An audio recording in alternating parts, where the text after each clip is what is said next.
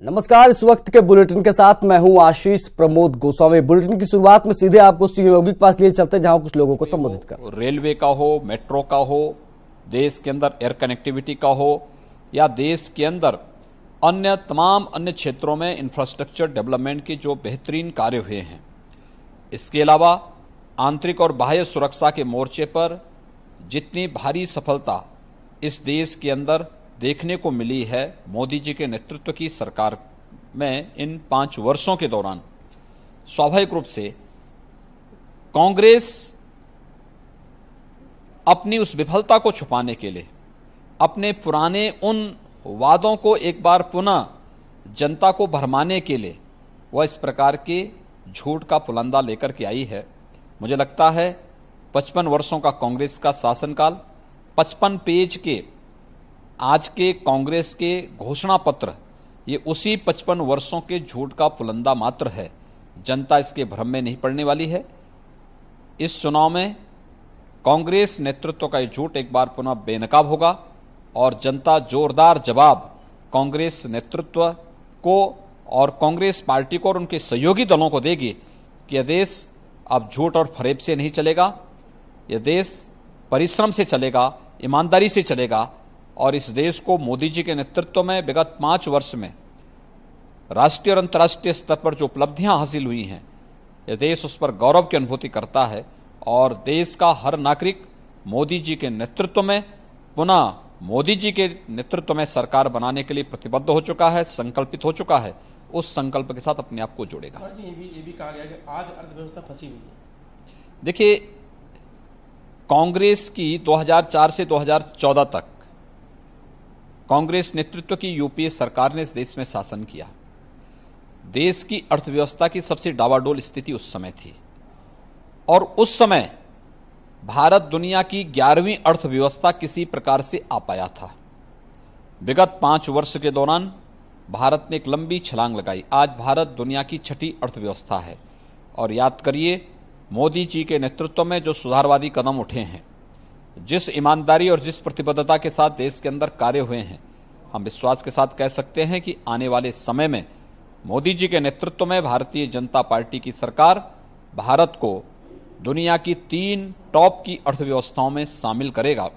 अभी हाल ही में मिशन शक्ति के नाम पर भारत को दुनिया के अंदर जिस प्रकार से एक अंतरिक्ष की महाशक्ति के रूप में स्थापित किया गया, आश्चर्य होता है। पूरा भारत का हर नागरिक उस पर गौरव की अनुभूति करता है, लेकिन कांग्रेस समेत विपक्ष के तमाम नेताओं ने चुनाव आयोग से इस पर भी शिकायत की। यानी हर एक भारत की उपलब्धि पर गौरव की अनुभूति करने की बजाय जहां पर विपक्ष अपने आप को इन उपलब्धियों पर शर्मिंदगी महसूस कर रहा हो, उन्हें जनता वोट देगी क्या? यह प्रश्न स्वाभाविक रूप से है। आज भारत निवेश के लिए दुनिया में सबसे अच्छा गंतव्य बना है मोदी जी की नीतियों के कारण। स्पष्टवादी और ईमानदारीपूर्ण जो नीतियां देश के अंदर लागू हुई हैं, जो वातावरण देश के अंदर सुरक्षा का प्राप्त हुआ है, इन नीतियों के कारण स्थिति पैदा हुई है। इसलिए कांग्रेस खिसियानी बिल्ली की तरह आज वह ये जानती है कि कांग्रेस पुनः सत्ता में नहीं आने वाली है। 2014 तक कांग्रेस की अराजकता, कांग्रेस के भ्रष्टाचार, कांग्रेस के समय में अविश्वास का जो वातावरण देश के अंदर बना था, यह देश उसे फिर पुनः माफ करने को तैयार नहीं है। इसलिए उन्होंने अपने 55 वर्षों की नाकामी को 55 पेज के अपने घोषणा पत्र के माध्यम से व्यक्त किया है। मुझे लगता है ये कांग्रेस का घोषणा पत्र झूठ का पुलिंदा मात्र है। देश के गांव, गरीब, किसान, नौजवान, महिलाएं और समाज के प्रत्येक तबके का अपमान है। आंतरिक और बाह्य सुरक्षा के साथ कांग्रेस की सरकार के समय की गई जो खिलवाड़ हैं, मुझे लगता है उन सब के साथ यह घोषणा पत्र एक मजाक है। चौकीदार छुप सकता है, भाग नहीं सकता। देखिए, चौकीदार ने साबित किया है कि वो प्योर है और शेर है, लेकिन जो लोग देश के अंदर कर्तव्यनिष्ठ नागरिकों को, लोक सेवकों को चोर कह रहे हैं, स्वाभाविक रूप से ये कांग्रेस के संस्कार हैं, उन लोगों के संस्कार हैं जिन्होंने देश के संसाधनों पर लूट खसोट करके देश को कंगाल करने का कार्य किया था, वही लोग आज चौकीदार को चोर बोलने का दुस्साहस कर रहे हैं। लेकिन इस देश की जनता इस अपमान का बदला अपना एक एक वोट मोदी जी को, भारतीय जनता पार्टी को देगी और इस अपमान का बदला लेगी। 5 साल में बीजेपी ने नफरत फैलाया। भारतीय जनता पार्टी के 5 वर्ष का कार्यकाल इस देश के अंदर गौरवशाली कार्यकाल है।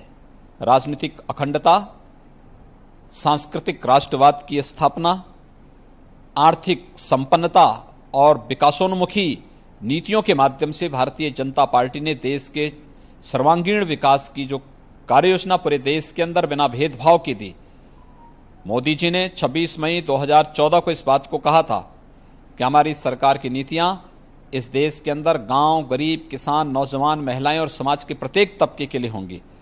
हमने देश की 130 करोड़ जनता को ध्यान में रख करके नीतियां बनाई, लेकिन विकास सबका, लेकिन तुष्टीकरण किसी का नहीं। यह संकल्प केवल भारतीय जनता पार्टी कर सकती है और उसे साकार भी मोदी जी के नेतृत्व में भारतीय जनता पार्टी की सरकार ने किया। 72,000 देने